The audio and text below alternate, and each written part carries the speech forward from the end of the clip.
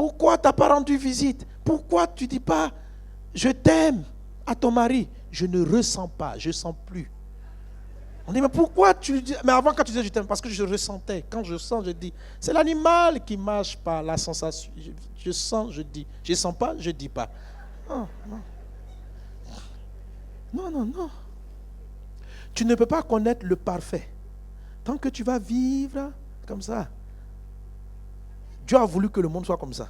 Dieu a trouvé que cela était bon. Nous, on aurait voulu qu'il crée l'homme directement, avec la raison. Il dit, je commence par l'animal. Où est votre problème? Acceptez. Je trouve que c'est bon. Paf, validé, signé. Donnez-moi un bon amen. Amen. Alléluia. Alléluia. C'est normal, mais on ne doit pas rester à ce niveau. Devenir sage, c'est savoir quitter les étapes du balbutiement. Un d'abord, savoir les accepter. Parce que beaucoup de gens refusent cette étape. Elle est nécessaire. Elle est nécessaire pour les entreprises. C'est normal que quand tu commences un projet, c'est pas ordonné. Il y a beaucoup de failles. Si tu commences une église, si tu commences un projet, si tu montes en place une entreprise, les premiers instants de l'entreprise, même si pour certains ça paraît être un animal meilleur que d'autres, parce qu'entre les animaux, il y a certains qui sont... Si tu vois le singe dans sa classe, comparé au porc, tu vas dire je préfère le singe. Mais n'empêche que eux tous vivent par le sens. Voilà. Donc je vais dire, un couple va commencer mieux que l'autre, une entreprise commencera mieux que l'autre. Mais n'empêche qu'au début, c'est comme ça. Il faut savoir l'accepter et ne pas rejeter. On ne jette pas le bébé parce qu'il ne sait pas parler. On ne rejette pas le bébé parce qu'il fait tout sur lui. Lorsqu'on le regarde, on sait que c'est normal. C'est une étape qu'on a fini par accepter. La sagesse reconnaît l'étape animale dans la vie de toute chose. La sagesse accepte l'étape animale dans la vie de l'église, dans la vie de l'entreprise. Il sait. Plusieurs ont quitté des entreprises, ont tué leurs propres activités, ont tué leur foyer parce qu'ils n'ont jamais été d'accord avec. Ils disent c'est pas normal. Ils avaient une vision du parfait, mais ils ont refusé de commencer par le balbutiement. Écoutez, parce que beaucoup de gens ne font jamais parce qu'ils refusent de mal faire. Je te dis, tu vas mal faire. Dieu a trouvé que c'était bon. L'animal ne fait pas les choses bien. Il fait les choses selon ce qu'il ressent. Plusieurs n'entreprennent pas, ne commencent jamais parce qu'ils craignent de mal faire.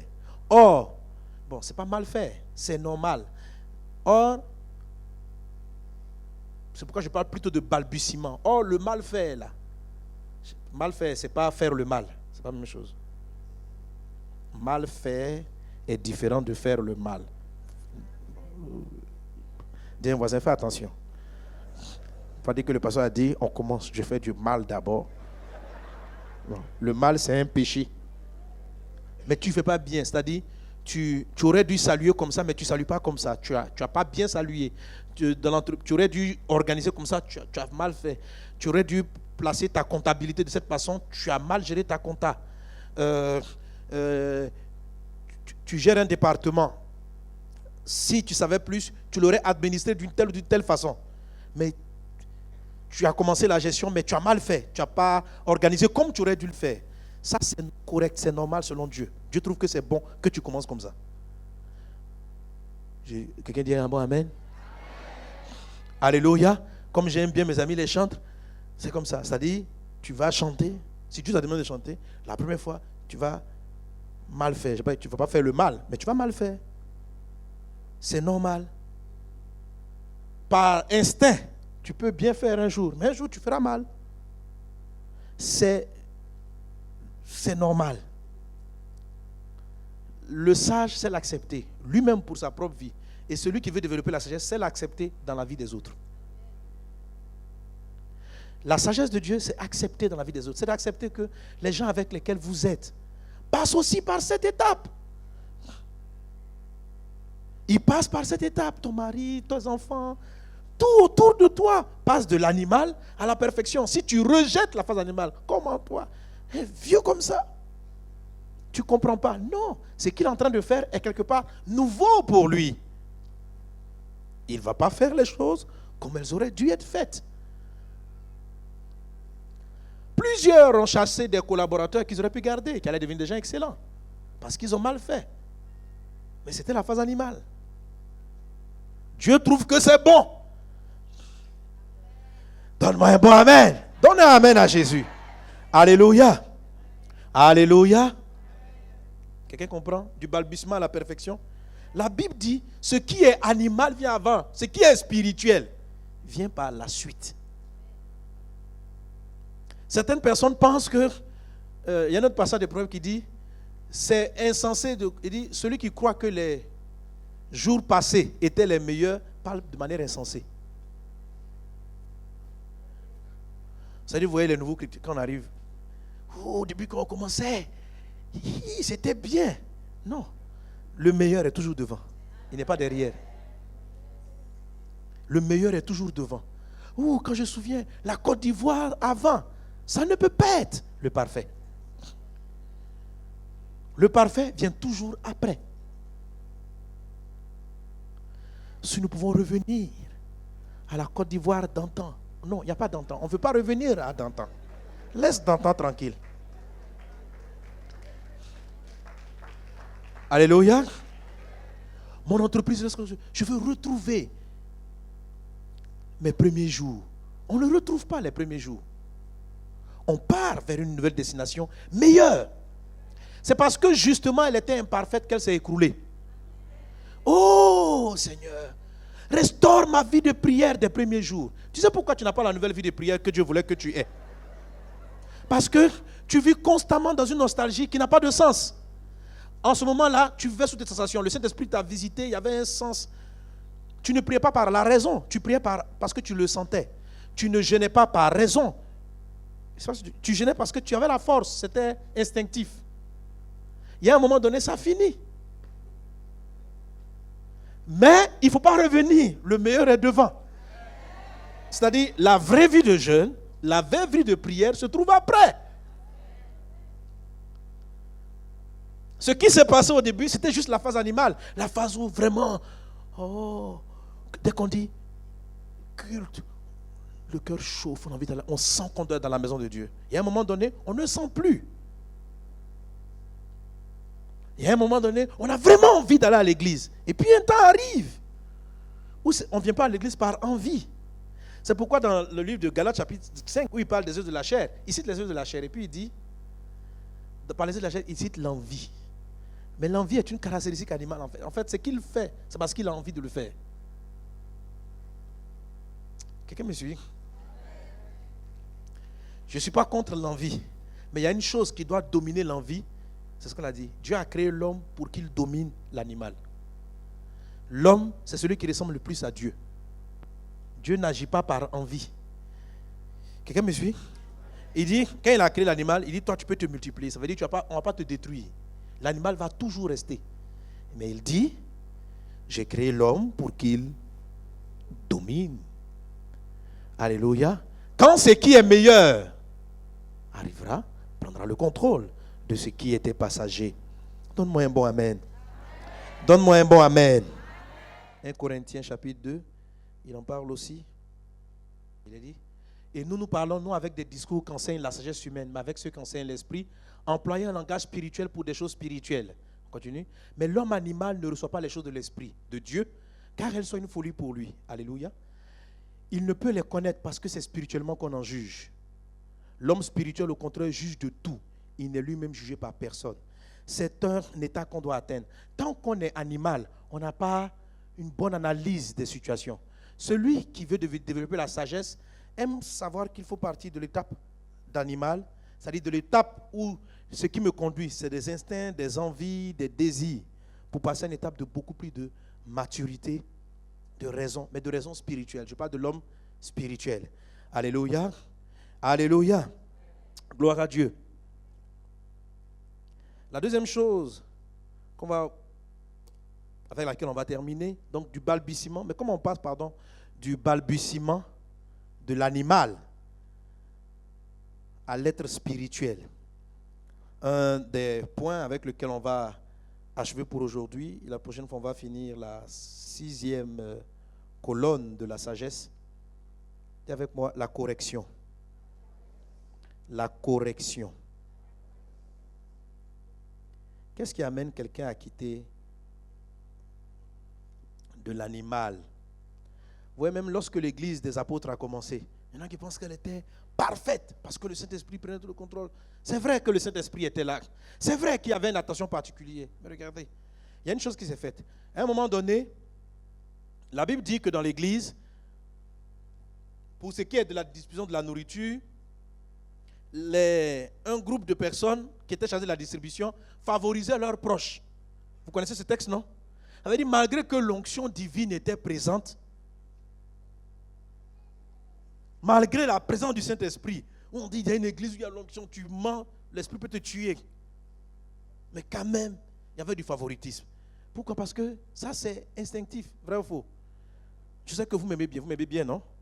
Voilà. Si un jour on se retrouve à une fête et vous êtes de service, c'est vous qui servez. Moi, personne ne me connaît. Vous avez le plateau à vous. Quand vous allez arriver vers moi, si tout le monde prend un morceau, moi, vous allez me donner combien? Quand tu arrives, tu as dit, pasteur, prends. Pourquoi? Parce que tu me connais. Voilà. Bon, c'est pas mauvais. J'ai pas dit de me. Si on se retrouve dans cette situation, donne-moi les 5. Si tout le monde accepte ça. Amen. Ok. Mais je veux dire, c'est totalement humain. C'est totalement humain. C'est humain dans une église d'aller de saluer, par exemple, plus les personnes qu'on connaît et puis celui qu'on ne connaît pas. Mais c'est pas péché. En fait, ça, c'est le sens humain. La vie, une église devient mature. En fait, lorsqu'elle commence à quitter juste les envies pour passer à des choses qui sont plus raisonnables. Est-ce que la raison, c'est que dans la distribution de l'attention, dans la distribution de l'attention que tous ces serviteurs de Dieu doivent manifester, il se trouve que certains sont favorisés au détriment d'autres personnes. Okay. Ceux qui n'acceptent pas l'étape animale, par exemple dans l'église, on dit, dans l'église, il y a une injustice. Je quitte l'église. Ils ne sont pas sages. Ça ne veut pas dire que le Saint-Esprit n'est pas là. Tout élément passe comme ça. Et l'église reçoit tout le monde. Donc, à tous les niveaux dans l'église, chaque fois qu'il y a une nouvelle personne qui arrive, elle va passer par l'étape animale avant d'entrer dans l'étape spirituelle. Et lorsqu'on sait accepter, on sait corriger et on sait amener la chose à atteindre la perfection. Lorsqu'on ne sait pas accepter la sagesse du 6e jour, on rejette les faibles commencements. On les méprise, on les abandonne. Amen. Amen. Et comme je dis, qu'est-ce qui s'est passé avec les apôtres? Lorsqu'ils ont vu que les gens servaient par attention, par affection, ce qui est du sens de l'animal, de l'homme animal, ils ont dit ceci.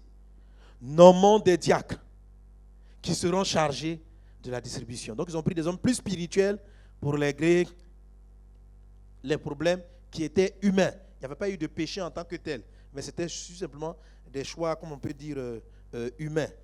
La Bible dit que celui qui s'éloigne du chemin, il va avoir une correction. Dieu corrige lorsqu'on sort du chemin. Alléluia. Alléluia. Ta société est tombée parce qu'il y avait des erreurs de gestion. Tu as mélangé les choses. Et quand la correction est arrivée, ce sont les impôts. Et ils sont venus, les gens sont malhonnêtes. On ne m'a pas donné de marché. Écoute, la bénédiction vient de Dieu. C'est Dieu qui élève. Et quand Dieu a décidé d'élever, aucun homme ne peut t'abaisser. Si les hommes ont pu t'atteindre, si tu as perdu, Dieu avait voulu te corriger. Mais au lieu de t'en prendre aux autres, tire la leçon de Dieu. Tu as fait une prière à Dieu. Seigneur, je te donne ma vie. Dieu l'a prise. Est-ce que tu crois qu'il tient ta vie dans sa main? Donc rien ne peut t'arriver sans que lui ne l'ait permis. Même si il se sert d'un injuste ou d'un méchant pour te parler, n'est-il pas en train de parler? Quelle leçon tires-tu? Je ne dis pas que la façon dont les gens s'expriment est qu'ils ont forcément raison. Les gens peuvent ne pas avoir raison. Mais Dieu n'est-il pas en train de nous parler au travers des chocs de la vie? Il y a toujours des choses à tirer, toujours des choses à apprendre. Et quand vous commencez à prêter attention à la correction, vous développez votre sagesse. Alléluia. J'aime raconter l'histoire de mon mariage. Quand la première partie de mes fiançailles a échoué, j'ai dit, pourquoi? Pour moi, c'était une correction. Dieu m'avait dit, c'est ma femme. C'est elle que je vais épouser. Et puis après, paf, un an après, on se sépare. Et c'est très tendu, on se discute, on se dispute. La correction fait mal. J'ai dit, mais pourquoi? Mais c'est le pourquoi là. Pendant une année, j'ai cru que j'avais raison. La deuxième année, Dieu me dit, tu as tort. Je ne dis pas que mon épouse aujourd'hui avait parfaitement raison. Mais moi, j'avais une chose à apprendre. Et ça m'a fait progresser. Ça m'a donné de mieux comprendre la femme, de mieux comprendre comment les hommes raisonnent. Mais ça m'a aidé dans l'enseignement. Ça m'a aidé à comprendre la vie. La Bible dit que celui qui prend égard à la réprimande, il progresse. Si, peut-être aujourd'hui, tu as des problèmes avec ton mari, est-ce que tu sais que il y a une correction là-dedans, il y a une leçon à tirer.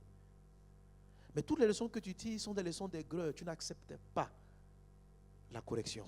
Tu n'acceptes pas que toi, tu as pu échouer. Mais si tu as échoué, il y a une cause. Peut-être que les autres ont tort. Mais comment même tu as fait pour en arriver là? Sans t'aigrir et sans rejeter la faute sur les gens. Assieds-toi à un moment donné et réfléchis à la correction. Qu'est-ce que Dieu veut t'apprendre? Ton futur est devant. Ce que tu as commencé n'était que le début de ton histoire. C'était la période animale. Tu as fait des choses par instinct. Tu as fait des choses par erreur. Tu as choisi des gens. Tu as fait des choix comme un animal, selon tes sens. Et, conséquence, drame dans ton foyer, problème par-ci, problème par-là. Accepte. J'étais animal quand je faisais le choix. Amen. Qu'est-ce que je peux tirer de tout ça? Toi, je ne veux plus voir cette maison, je ne veux plus voir ce foyer, je ne le veux plus. Mais est-ce que tu vas tirer la leçon? Est-ce que tu vas comprendre ce qui s'est passé? La folie est attachée au cœur de l'enfant. Ça veut dire qu'il fait n'importe quoi. Mais il faut la verge de la correction pour qu'il devienne sage. Alléluia. La sagesse, la 6e colonne, qui fait quitter du balbutiement à la perfection, transite par l'acceptation, par la compréhension, par le fait de tirer les leçons des revers de la vie, des chicottes de la vie. La vie te frappe et Dieu est derrière tout ça. La vie te tape. Elle te frappe. Tu es là, tu as ton argent et puis un coup tout disparaît. Tu n'as plus d'argent pour faire quoi que ce soit. C'est une correction. Pas dans le sens que Dieu te punit. Il n'est pas contre toi. Mais on peut tirer des leçons. Apprends. Demande à Dieu pourquoi. Qu'est-ce que je peux en tirer? Et puis avance. Tu vas devenir plus sage. Amen. C'est la 6e colonne de la sagesse. Que Dieu vous bénisse abondamment.